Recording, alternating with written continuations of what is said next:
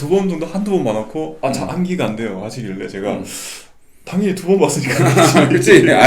아무리 머리 뛰어난 사람도 두 번 봐서 암기할 사람이면 구급 준비하시면 안 되고 저희 물리학과나 이런 데 가서 이제 우주의 신비를 연구를 하셔야지. 그러니까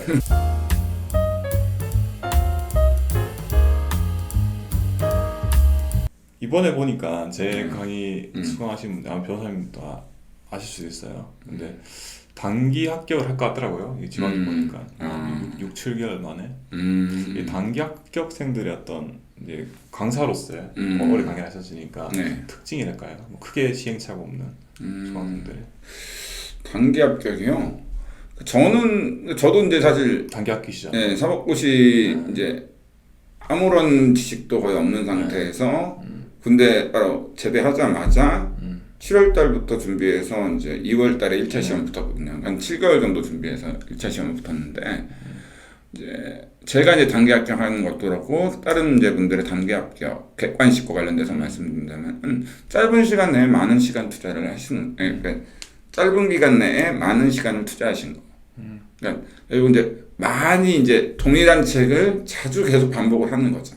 이게 그렇게 돼야지 암기가 되거든요. 그러니까 한 1000페이지, 1200페이지짜리 책을 아무리 많은 시간 투자하더라도 자주 반복할 수는 없잖아요. 그러니까 저 같은 경우도 처음에는 이제 기본적인 이해를 위해서 좀 긴 책을 했지만 결국 이제 나중에는 한 시험 보기 전에 그러니까 7개월 정도 제가 준비했을 때 3개월 정도는 긴 책 보면서 기본적인 이해를 했는데 그 다음부터는 무조건 요약 정리된 짧은 잘 정리된 그 책을 위주로 계속 반복해서 돌리는 거죠. 그렇죠. 네. 그렇게 짧은 시간 내에 그래서 책을 제가 한번 그래서 형사정책이라고 얘기한다면 형사정책 같은 경우 거의 제가 이제 그 단권화라고 하죠. 단권화된 그 정리된 그 요약집에 제가 또 이제 추가해가지고 그 단권화된 거를 한 20번 넘게 돌려서 했을 거예요. 그러니까 1차 시험에서 영어 빼고는 다 맞았어요. 왜냐면 20번을 봤습니다. 그러니까 떨어질 리가 없죠. 저는 이제 뭐 그렇게까지 능이 안 됐지만 암기를 해야 되는 시험이잖아요. 결국은 이해도 중요하긴 한데 결국은 처음 보는 거는 여러 번 보라고 제가 계속 말씀을 드리고 있는데 사람마다 이 받아들인 숫자가 다르더라고요. 변호사님은 20번까지 말씀하셨잖아요. 한 두 번 넘어가면 많다 생각하시더라고요. 그건 아니에요. 두 번 정도 한두 번 봐놓고 암기가 안 돼요 하시길래 제가 당연히 두 번 봤으니까. 그치? 아무리 머리 뛰어난 사람도 두 번 봐서 암기할 사람이면 구급 준비하시면 안 되고 저희 물리학과나 이런 데 가서 이제 우주의 신비를 연구를 하셔야지. 그러니까 변호사님 조차도 20번이나 보셨기 때문에 그러니까 많이 봐서 잘하는 것도 분명히 있잖아요. 그렇죠. 반복 숫자가 사람들마다 받아들이는 게 다 다르다는 걸 느꼈어요. 한 번도 채 못 보신 분도 있고요. 두 번 보고 안 헤어진다 하시는 분도 계시고 5번, 6번, 10번 보세요. 안 헤어지는 거 위주로만. 대신에 아까 변호사님 말씀하신 것처럼 다 암기가 되건 하고 논리적으로 다 아는 부분은 굳이 반복할 필요 없잖아요. 그러니까 그렇죠. 잘 안 되고 암기 안 되는 부분만 요약을 해서 사실은 잘 된 책도 좋은 것 같고요. 저는 아니면 요즘 손을 쓰면 너무 아프니까 요약집에다가 자기 내용을 좀 추가하는 형태로 딱 반복을 하시면 충분히 다 잘할 수 있을 건데 그래서 공부 이제 하시는 분들은 횟수 들으셨죠? 20번까지는 하기 전 합격하실 거야 아마 제 생각에는. 20번까지 하면은 100%고 한 뭐 10번 이내면 대부분 다 합격했을 거예요 이미. 하기 전 합격하실 거예요. 이 단기 합격하시는 것처럼 이렇게 짧은 시간에 무한 반복. 그게 너무 두꺼운 거 자꾸 아는 거 계속. 너무 두꺼운 건 안 좋아요. 그렇죠. 아는 것도 계속 보는 거 사실은 뭐 또 사실 낭비적인 측면이 있어요. 그렇죠. 보통 우리가 공무원 같은 경우에 단기 합격이면 한 1년 보면 될까요? 그렇죠.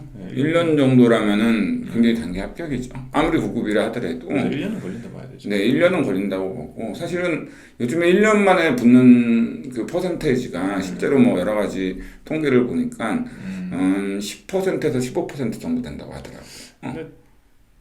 그 통계라는 것도 결국 조사한 걸 건데 저는 합리적 의심을 해보자면 분명히 앞에 공부 좀 했을 거야. 리시면 다 한 번도 본 적이 없어요. 보통은 빼더라고. 극적으로 보이기 위해서. 저는 그래서 합격 수기는 읽지 말라고 해요 사실은. 합격 수기는 자기는 천재야 이제. 맞아요. 그렇죠? 난 요거밖에 안 했는데 시험에 붙었어. 나 머리 좋아. 스티브 잡스 전기 읽는다고 스티브 잡스처럼 한다고 해서 스티브 잡스가 되진 않잖아요. 그러니까 저는 합격기는 별로 그렇게 도움이 안 될 거라는 생각이 들어요. 보통 이제 저도 이제 통계를 대충 이제 봤었는데 이게 뭐 한 2-3년 전에 통계이긴 하는데 3년 차가 제일 많아요. 합격하신 분이. 3년 차가 거의 뭐 50% 가까이 되더라고요. 그래서 일찍 나이도 보면은 보통 남성분들 군대 2년 다녀오시고 2년 좀 안 되겠지만 지금은 다녀오시고 또 27세, 28세 정도 돼요. 그러니까 뭐 대학 졸업하고 나이 역산해 보면은 졸업하고부터 최소한 만 2년을 꽉 채웠다는 얘기거든요. 그렇죠. 더 많은 분도 계시고 평균적인 그리고 또 국어, 영어, 한국사 같은 경우에는 출발점이 다른 분이 분명히 있거든요. 그렇죠. 네, 그런 것도 다 포함이 되기 때문에 실제로 내가 정말 제로 베이스다 5과목 그러면은 그거보다 조금 더 하는 게 그러니까 계획을 그렇게 잡으셔야 돼요. 그러니까 국어랑 영어가 어느 정도 베이스가 기본이 돼 있으신 분들은 1년에 단기 합격하겠다라고 해서 1년 동안 모든 에너지를 쏟아부으시면 합격을 분명히 100% 해요. 근데 예를 들어서 국영사가 아무것도 안 돼 있어. 행정과 행정법도 아무것도 안 돼 있어. 이런 분들이 1년에 단기적으로 하신다고 해가지고 에너지만 쏟고 불합격하시고 그 다음에 연도에는 너무 힘이 빠져가지고 그러니까 또 합격. 그렇게 하시는 게보다는 차라리 그럴 바에는 1년 6개월이나 2년 정도의 계획을 정확히 잡으시고 거기에 따라 하시는 것도 그래서 1년 6개월 후에는 내가 100% 붙겠다. 요 계획대로만 하시면 오히려 더 빨리 붙은 거일 수도 있어. 그게 2년 최소한 2년은 잡고 처음에 베이스 오신 분들은 베이스 없단 말은 전혀 모른다가 아니라 내가 국어, 영어, 한국사가 남들에 비해서 뛰어나지 않다면 베이스가 없다고 생각하시면 될 것 같아요. 네, 맞아요. 그냥 오해하시면 보편적으로 생각하시면 될 것 같고 그 다음에 제가 저 같은 경우에는 필기 방법도 조금 중요하다고 생각하거든요. 여사님 같은 경우에는 필기를 하실 때 어떻게 하셨는지 좀 궁금해서 그런 게 제가 지금 보니까 저는 좀 이건 지향했으면 좋겠다는 게 처음 강의 듣지 않아요. 형광펜을 다 칠해. 책에다가 다 칠해. 이게 되더라고요. 반짝반짝해. 개인 취향 차이는 있겠지만 그거 어떻게 생각하시나요? 저는 처음에 기본 강의를 듣는데 필기를 강사가 하라는 부분에 대해서 필기하는 건 상관없는데 그렇지 않고 본인이 임의적으로 필기하는 건 의미가 없다고 봐요. 그러니까 하시면 안 되고 왜냐면 어차피 뭐 그 필기한 본인이 아무것도 모르는 상태에서 뭐 이렇게 뭘 했다 형광펜으로 밑줄 그었다 그게 중요한지 안 중요한지 본인이 어떻게 알아? 그러니까. 강사가 얘기하지도 않는데 본인 스스로가 하는데 이거는 그리고 그렇게 너접하게 이렇게 돼 있으면 다음에 또 책 보기 싫어서 안 보게 돼요. 웬만하면은 그대로 두시고 그리고 이제 실제로 이제 본인이 단거나 해서 이렇게 봐야 될 시험장까지 들고 갈 요약서나 이런 책이 있다. 기출문제집이나 요약서. 그럼 이제 그때 이제 이해를 하고 나서 한 기본 강의 듣고 한 6개월 정도 지나서 자기가 이제 기출문제 풀어봐서 이해가 됐어. 그럼 이제 기출문제를 다시 한번 풀어보면서 또는 뭐 요약서를 보면서 내가 이 부분은 암기가 안 됐어. 이 부분은 이해가 안 됐어. 그걸 이제 색깔별로 이해 안 된 부분, 암기 안 된 부분 색깔별로 표시를 하시면은 형광펜에 따라서.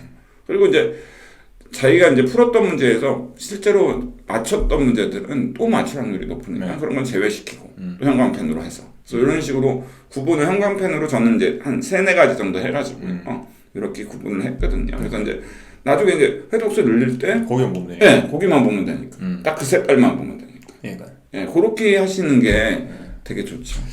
이제 첫날은 저 같은 경우에는 일단 연필로 필기를 하라고. 혹시는 꼭 하고 싶다. 내가 꼭 뭔가를 써야지 속이 쓸린 사람이다 하면은 가급적이면 연필로 일단 필기를 하시고 막 끊지 마세요. 나중에 지우기 힘들어가지고.